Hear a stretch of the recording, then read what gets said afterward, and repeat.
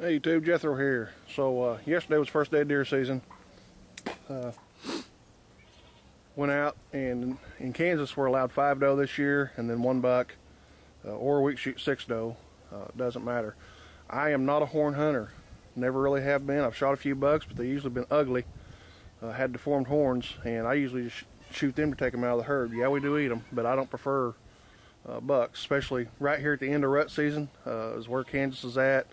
And rifle season just opening up. I think the meat's just quite a bit strong. So anyhow, doe number 1, doe number 2 shot yesterday, and got that one quartered out. It don't take hardly any time at all. I do all my own process. I do a lot for other people, and I'm gonna skin this baby down. And skinning just pretty easy. The only tip I can give as to what I do when I skin is to avoid a lot of hair on your meat. I do go ahead and use a gut hook. Now I've got several of them.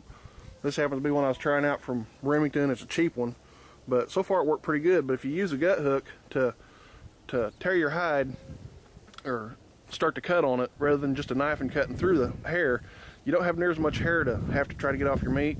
So I'm gonna go ahead and skin her, and then I'll probably have enough time to come back and show you guys how I actually quarter them up. You know, a lot of people starting hunting, look, you don't get 200 pounds of meat from a deer. You know, I've had a lot of guys that started hunting and they're like, they got robbed. And when it boils down to this little doe right here, which is a small one for Kansas, but tasty one, and right there's about all the meat you get out of it. I've got a tub that's the hindquarters, forequarters, and loins. I do not strip the ribs. The reason I don't strip the ribs is usually when you shoot them, you fill the cavity with blood.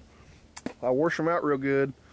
But a lot of that inside meat, you know, whatever touches the blood and the stuff from inside, I just don't use it. So I go down, I strip a little bit off the neck, I strip the back straps, clean out my hindquarters pretty good, and the chest cavity, there's not a whole lot of meat there anyway.